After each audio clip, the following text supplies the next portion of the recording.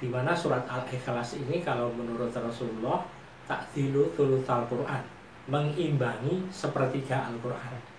Dinamakannya kok Al-Ikhlas ya, bukan surat apa kulhu atau apa gitu ya. Ikhlas di sini artinya adalah murni atau bersih ya. Ahadun itu memang artinya adalah satu, atau lebih tepatnya sangat satu, atau satu-satunya. Nah ini kan mirip prinsip-prinsip kedaulatan rakyat. Sehingga memang ada kedaulatan Tuhannya ada kedaulatan rakyatnya ada. Tetapi juga ada kedaulatan hukumnya ya. Atiullah wa atiur rasul wa ulil amri minkum, itu nanti arahnya kepada kedaulatan hukum. Kayak teokrasi misalnya di Vatikan atau apa ini ya. Dalam hal ini Paus misalnya itu seolah-olah menjadi wakil Tuhan ya. Teodemokrasi. Jadi ada kedaulatan Tuhannya, tapi ada mengenal tentang musyawarah, prinsip-prinsip tentang kedaulatan rakyat itu ada. Sehingga manusia di hadapan hukum itu equal, man equal behind the law. Jadi manusia di hadapan hukum itu sama. Nah, itu prinsip pada Allahu Ahad, Allahu Samad gitu ya. Jadi kalau memahami Al-Ikhlas karena memang dia sepertiga Al-Quran, itu mestinya nanti perinciannya itu akan diuraikan di surat-surat yang lain ya. Bahkan walam yakul lahu kufuwan ahad. Tidak ada kaun atau apapun di muka bumi ini yang kufuwan ahad, satupun yang setara atau sebanding dengannya. Allah itu siapa gitu. Allah itu ahadun. Allah itu satu-satunya. Atau ada juga yang lebih mempertegas lagi, satu-satunya pemersatu, bisa gitu. Dia adalah Allahus Samad. Allah tempat bergantungnya seluruh makhluk. Jadi segala makhluk itu center of gravity-nya itu harusnya kepada Allah gitu. Tidak melahirkan dan tidak dilahirkan, bahkan tidak ada apapun yang setara dengannya. Surat ini tidak hanya menjawab persoalan ini saja, tetapi menjawab juga persoalan orang Kristen misalnya. Dia mengatakan bahwa Salithun Salasah, si 3-1 itu ya. 3 sama dengan 1 itu ada Tuhan Bapa, Rohul Kudus, dan Tuhan Anak itu ya. Dia selain tentang teori kedaulatan, tapi juga membahas tentang atau membantah tentang Salithun Salasah ini ya.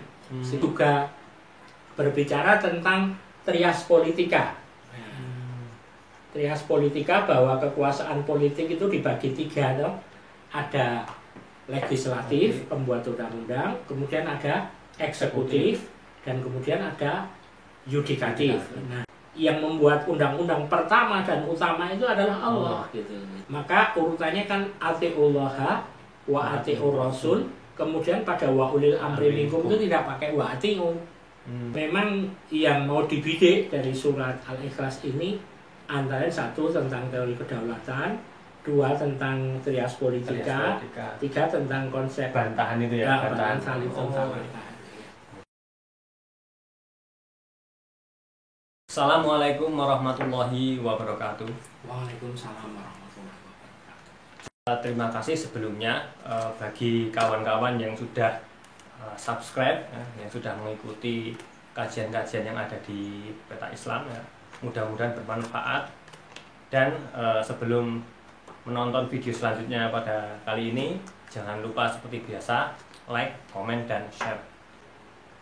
Terima kasih atas masukan-masukannya, saran-sarannya, kritik-kritikannya. Yang apapun yang mau ngirim saran, kritik, bebas, silahkan dikirim ke komentar atau bisa lewat email atau bisa WA secara pribadi ke tim kami, tim Peta. Silahkan, semuanya bebas. Mau kritik yang bersifat membangun maupun yang tidak membangun, silahkan.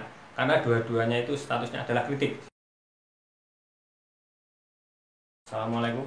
Waalaikumsalam warahmatullahi wabarakatuh. Ya, kali ini kita mau melanjutkan kajian yang kemarin. Ya, monggo langsung saja. Baik, terima kasih. Assalamualaikum warahmatullahi wabarakatuh. Waalaikumsalam warahmatullahi wabarakatuh. Alhamdulillahilladzi 'alamal Qur'an khalaqal insana 'allamahul bayan. Asyhadu an la ilaha illallah wa asyhadu anna Muhammadan abduhu wa rasuluh. Allahumma sholli ala Muhammad wa ala alihi wa sahbihi ajma'in. Amma ba'd. Bapak-bapak, ibu-ibu, dan saudara-saudara sekalian rahimakumullah. kali ini diskusi kita atau tadabbur kita itu akan berbicara tentang surat Al-Ikhlas ya. Di mana surat Al-Ikhlas ini kalau menurut Rasulullah ta'dilu thulutsal Quran, mengimbangi sepertiga Al-Quran. Sehingga kalau kita mau membicarakan surat Al-Ikhlas, sesungguhnya sama dengan mempelajari sepertiga dari Al-Quran itu sendiri. Nah, kira-kira seperti itu yang akan kita bicarakan. Nah, untuk surat Al-Ikhlas ini dinamakannya kok Al-Ikhlas ya, bukan surat Kulhu atau apa gitu ya. Itu karena memang isi utamanya itu berbicara tentang masalah ikhlas itu sendiri. Di mana ikhlas di sini artinya adalah murni atau bersih ya. Jadi pandangan yang dikemukakan dalam surat Al-Ikhlas itu tidak tercampur alias murni asli apa yang dikemukakan oleh Allah itu sendiri.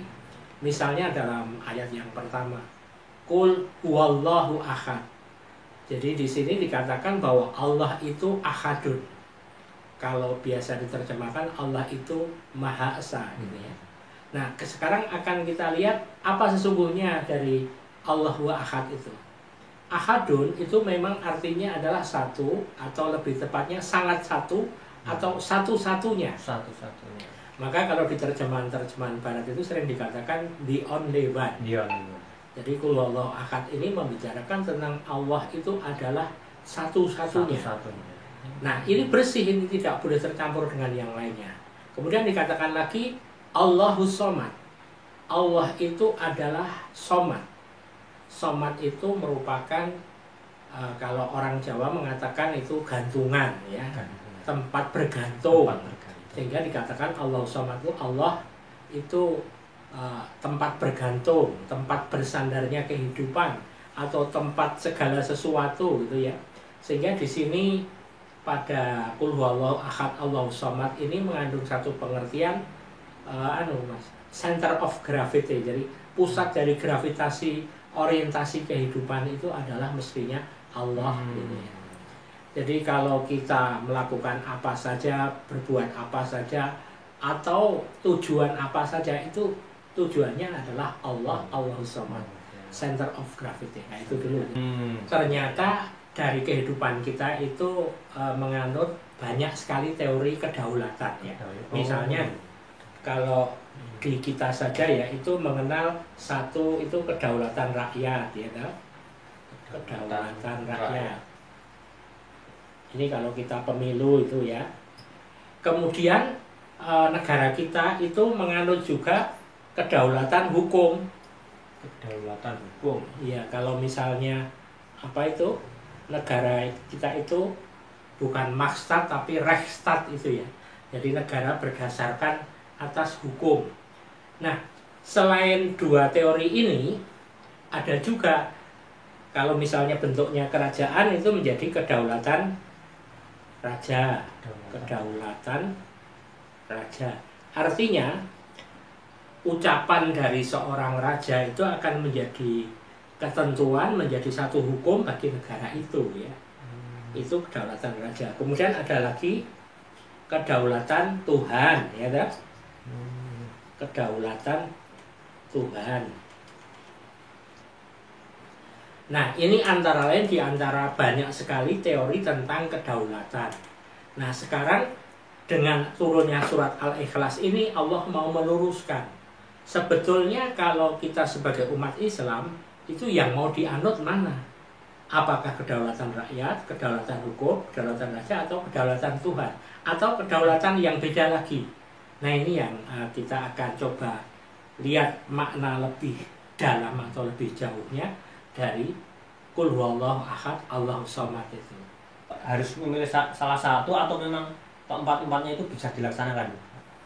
Sebetulnya kalau kita lihat dari surat Al-Ikhlas maupun nanti surat-surat yang lain itu hampir tidak hanya satu.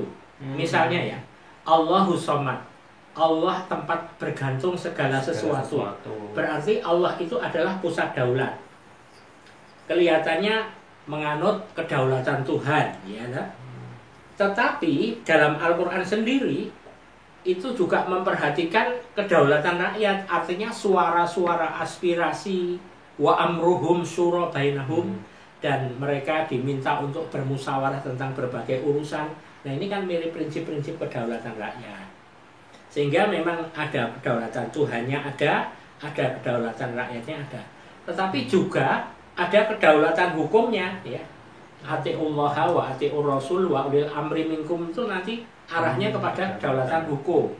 Jadi bisa dikatakan seperti kata Pak Muhammad Nasir, ya, pengarang buku Kapital Selekta, itu mengatakan kalau begitu Islam itu menganut teokrasi. Nah, ini teokrasi, ya, atau menganut demokrasi. Nah, waktu ditanya seperti itu, kira-kira apa kalau Islam itu menganut teokrasi apa demokrasi?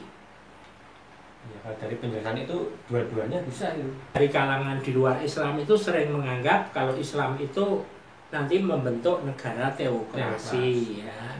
Itu kesalahan yang cukup signifikan, ya, karena di dalam Islam itu beda dengan teokrasi katakanlah yang beredar di negara-negara barat, kayak teokrasi misalnya di Vatikan atau apa ini, ya. Itu beda. Kalau di sana benar-benar kata-kata pimpinan, ya, dalam hari ini paus misalnya, itu seolah-olah menjadi wakil Tuhan, ya, sehingga bisa melakukan berbagai hal yang bisa diatasnamakan atas nama Tuhan, gitu. Nah, kalau teokrasi dalam Islam ini tidak bisa berdiri sendiri, maka M. Nasir mengatakan sebenarnya kalau Islam itu bisa dikatakan sebagai teodemokrasi. Jadi ada kedaulatan Tuhannya, tapi ada mengenal tentang musyawarah, prinsip-prinsip tentang kedaulatan rakyat itu ada. Kemudian juga ada kedaulatan hukumnya juga. Jadi kalau kita melanggar sesuatu itu harus dikembalikan kepada hukum, ya. Sehingga manusia di hadapan hukum itu equal. Man equal behind the law. Jadi manusia di hadapan hukum itu sama. Nah, itu prinsip pada Allahu Ahad, Allahu Samad, ini, ya. Jadi kaitannya dengan surat Al-Ikhlas tadi memang tidak bisa berdiri sendiri, ya. Surat Al-Ikhlas itu harus kalau dalam konteks ini kan harus dikaitkan dengan ayat-ayat yang lain juga. Iya, iya. Jadi kalau memahami Al-Ikhlas karena memang dia sepertiga Al-Qur'an, itu mestinya nanti perinciannya itu akan diuraikan di surat-surat yang lain. Kalau Al-Ikhlas sendiri hanya term-term pokok saja, ya. Misalnya Allahu Ahad, Allahu Samad, itu intinya. Kemudian dijabarkan lam yalid walam yulad walam yakul lahu kufuwan ahad. Itu prinsip ikhlasnya di situ. Jadi kedaulatan Tuhan maupun kedaulatan rakyat maupun kedaulatan hukum yang dipegang oleh kita selaku umat Islam itu lam yalid, tidak melahirkan sesuatu sehingga nanti ketemu turunan-turunannya, ya. Dan juga tidak dihasilkan dari seseorang yang mengeluarkan gagasan atau ide-ide, ya. Jadi konsep ini murni dari Allah, bukan lagi dari gagasan-gagasan. Katakanlah kalau seperti kata René Descartes itu, ya, selalu mengatakan cogito ergo sum itu, ya. Aku berpikir oleh karena itu aku ada. Nah, maka adanya orang itu, adanya sesuatu itu karena kita berpikir. Maka dari sana kemudian dikembangkan lagi, berarti segala sesuatu itu hasil pikiran. Nah, apakah Allahu Ahad, Allahu Samad itu hasil pikiran? Itu dibantah oleh surat Al-Ikhlas ini, bukan. Bahwa dia itu lam yalid walam yulad, bahkan walam yakul lahu kufuwan ahad. Tidak ada kaun atau apapun di muka bumi ini yang kufuwan ahad, satupun yang setara atau sebanding dengannya. Nah, sehingga ini benar-benar asli-asli, tidak hasil karya manusia atau menghasilkan karya yang menjadi turunan-turunannya, tidak. Tapi dia memang Allahu Ahad, Allahu Samad, lam yalid walam yulad walam yakul lahu kufuwan ahad. Nah, ini pendirian yang sangat kuat sekali yang nanti dibawa oleh para nabi-nabi sebelumnya, para rasul sebelumnya, yang intinya memang mendakwahkan bahwa Allah itu Ahad, Allah itu As-Samad. Ayat pertama tadi, Qul huwallahu ahad, itu berarti dalam konteks ini adalah kedaulatan Tuhan. Iya, jadi begini. Per ayat misalnya. Sebetulnya yang mau dijelaskan itu tentang Allah. Kan? Ya. Allah itu siapa gitu. Allah itu ahadun, Ahadun. Allah itu satu-satunya. Atau ada juga yang lebih mempertegas lagi, satu-satunya pemersatu, bisa gitu juga. Allah itu satu-satunya. Itu siapa dia? Dia adalah Allahus Shomad. Allah tempat bergantungnya seluruh makhluk. Jadi segala makhluk itu center of gravity-nya itu harusnya kepada Allah gitu. Nah, yang begitu itu tidak melahirkan dan tidak dilahirkan, bahkan tidak ada apapun yang setara dengannya. Jadi ini memang kalau dijelaskan dalam bahasa sastra itu nggak bisa. Nggak bisa. Dan nanti surat ini tidak hanya menjawab persoalan ini saja, tetapi menjawab juga persoalan orang Kristen misalnya. Dia mengatakan bahwa Salithun Salasah, si 3-1 itu ya. 3 sama dengan 1 itu ada Tuhan Bapa, Rohul Kudus, dan Tuhan Anak itu ya. Nah, ini juga bisa menjawab itu ya. Jadi dia selain tentang teori kedaulatan, tapi juga membahas tentang atau membantah tentang Salithun Salasah ini ya, si 3-1 ini. Bahkan saya menduga ini juga berbicara tentang trias politika. Trias politika, bahwa kekuasaan politik itu dibagi 3 toh. Ada legislatif, pembuat undang-undang, kemudian ada eksekutif, dan kemudian ada yudikatif.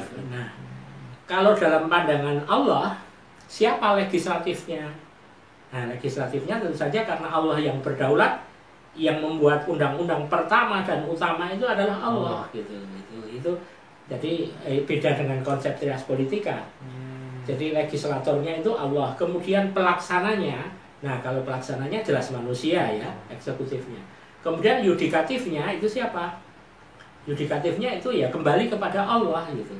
Jadi di sini inilah maka menjadi apa ya? Allah itu mutlak berkuasa ya. Kenapa? Karena kalau misalnya legislatif itu diserahkan kepada manusia dalam hal-hal yang nggak penting misalnya ya, atau dalam hal-hal yang lain-lain, itu akan menimbulkan pertarungan. Jadi pertarungan kepentingan. Nah, inilah dalam demokrasi itu sering berebut mempertarungkan itu ya. Nah, kalau Allah dalam prinsip-prinsip hukum yang utama, nah nanti di dalam Al-Quran itu hukum-hukum yang utama itu wewenangnya itu ada di Allah. Kalau kita itu hanya menjabarkan sebetulnya. Jadi ini merupakan landasan filosofinya itu kembalinya kepada Allah. Sedangkan kalau mau menjadi trias politikanya yang lain itu harus berada di bawah. Maka urutannya kan atiullaha wa atiur rasul, kemudian pada wa ulil amri minkum itu tidak pakai wa atiu. Iya kan? Nah, tapi cuma wa ulil amri minkum karena di sana masih ada ruang kalau ulil amri itu ada kesalahan, nah itu masih pendapat ya. Iya. Jadi memang yang mau dibidik dari surat Al-Ikhlas ini antara 1 tentang teori kedaulatan, 2 tentang trias politika, 3 tentang konsep bantahan itu ya, bantahan Salithun Salasah. Sobat Peta yang ada di rumah, itu tadi penjelasan atau tadabbur oleh Ustadz Haji Budi tentang surat Al-Ikhlas ya. Mudah-mudahan bisa dimengerti. Kalau misalnya belum bisa dimengerti, dipahami ya silakan diputar ulang terus sampai benar-benar bisa mendapati intisari dari apa yang telah disampaikan tadi. Oke Sobat Peta yang ada di rumah, mungkin cukup sekian dulu video dari kami ya. Jangan lupa subscribe, like, komen, dan share ke saudara-saudara, ke teman-teman dekat. Dan dari kami Peta, akhirul kalam, wassalamualaikum warahmatullahi wabarakatuh.